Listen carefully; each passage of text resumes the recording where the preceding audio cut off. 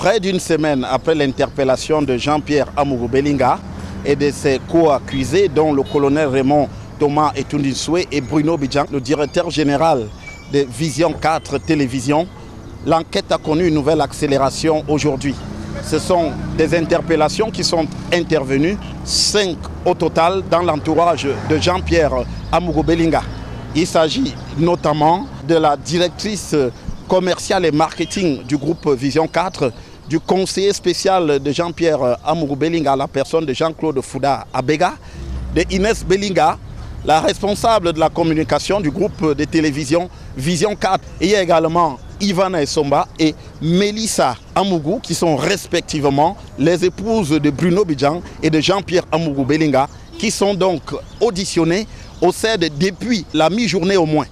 Il était exactement 11 h lorsque les équipes du secrétariat d'État à la Défense chargées de la gendarmerie et de la police se sont ébranlées pour effectuer ces interpellations, notamment à l'immeuble Ekan qui abrite le siège de la télévision Vision 4. C'est à cet instant que la rumeur s'est répandue qu'il s'agissait de la reconstitution des faits de l'assassinat de Martinez Zogo, mais il n'en était rien. Ces interpellations, selon nos informations, sont faites sur la base du serveur qui a été saisi dans le domicile de Amourou Belinga, un serveur qui lui servait justement à faire un certain nombre d'opérations, enregistrer les personnalités avec lesquelles il pouvait discuter, mais également les conversations et les ordres qu'il pouvait avoir donnés à telle ou telle personne pour telle ou telle mission.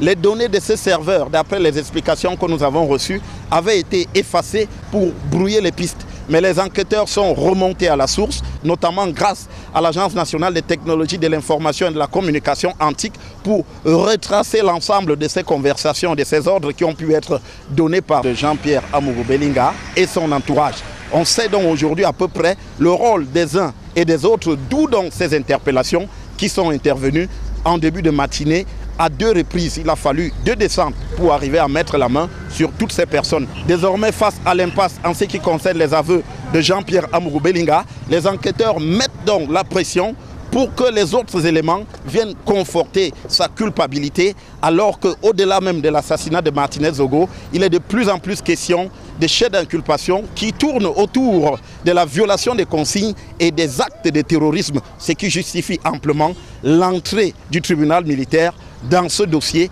qui véritablement se corse désormais pour Jean-Pierre Amourou Belinga et ses proches.